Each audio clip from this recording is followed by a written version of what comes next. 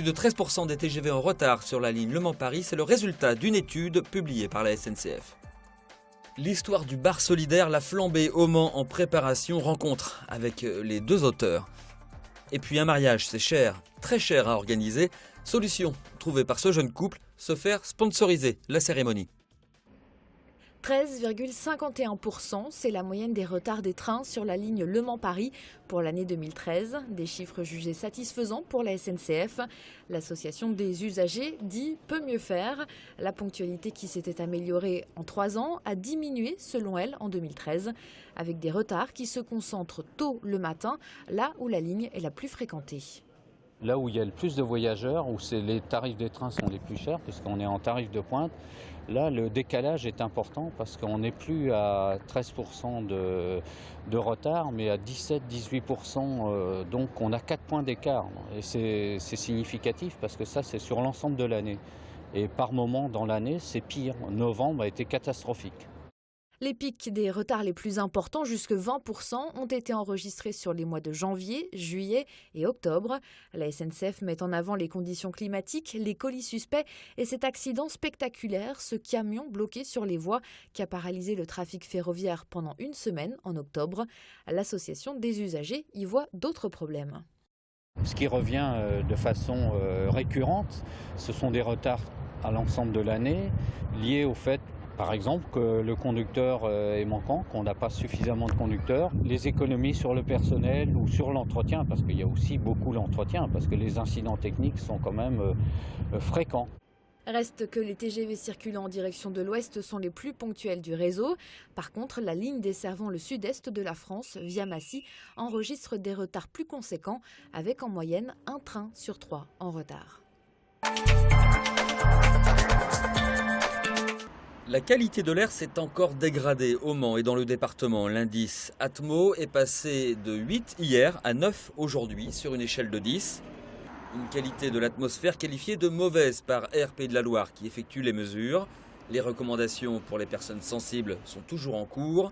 Calme et repos à prévoir pour les enfants, personnes âgées et insuffisants respiratoires. Demain, l'indice devrait revenir à 8. Un mot de politique avec l'UDI au Mans qui réaffirme sa différence avec l'UMP et la liste conduite par Christelle Morancet. Dans un communiqué, son président Michel Gourdel met les points sur les i afin d'éviter toute confusion. Il estime que les qualificatifs de centriste utilisés pour qualifier la liste de Christelle Morancet dans certains de ses documents de campagne est de nature à induire les électeurs en erreur. Il précise que ni l'UDI ni le MoDem ne sont présents sur la liste UMP au Mans.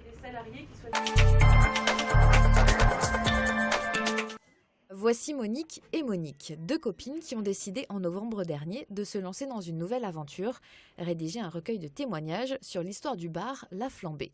En septembre 2013, ce bar solidaire, sans alcool, est menacé de fermeture, faute de subventions. Mais après plusieurs manifestations, pétitions, la sanction est levée, le bar peut poursuivre son activité. Après ces événements, Monique et Monique décident donc de compiler par écrit l'histoire et les anecdotes de ce lieu depuis son ouverture en 1979. Ce qu'ils ont fait, ce que l'association leur a apporté, mais ce qui est quand même étrange, c'est que ce qu'ils nous ont raconté en 79, à l'ouverture, sont les mêmes que le problème se repose aujourd'hui. Pour le moment, l'idée d'un recueil ne fait pas l'unanimité au sein de La Flambée, mais les 2 Moniques sont soutenues par le président et le directeur de l'association Tarmac. Elles s'accrochent donc et depuis plusieurs semaines recueillent la parole des bénévoles et des usagers. Leurs témoignages seront rassemblés dans un petit ouvrage illustré de 80 pages. On a trouvé l'imprimeur et le problème c'est que pour 300 livrets, l'imprimeur nous demande 965 €. Donc nous lançons un appel à dons. Et si vous voulez soutenir ce projet, une adresse mail rosebb72@outlook.fr.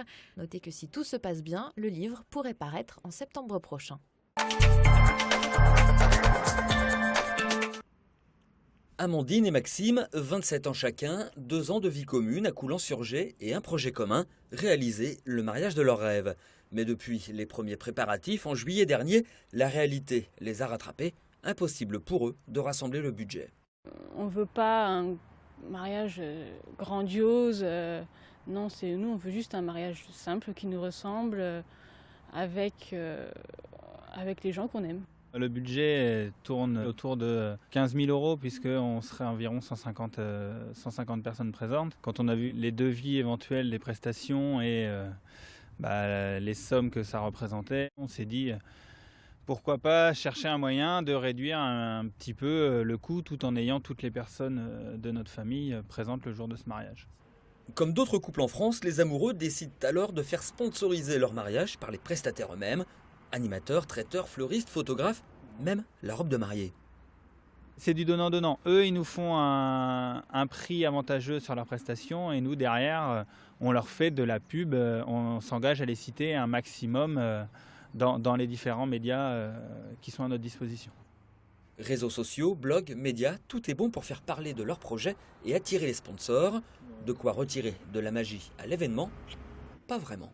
Le jour de mariage, ça sera un mariage mairie-église et il y aura juste un stand avec les prestataires qui vont nous suivre.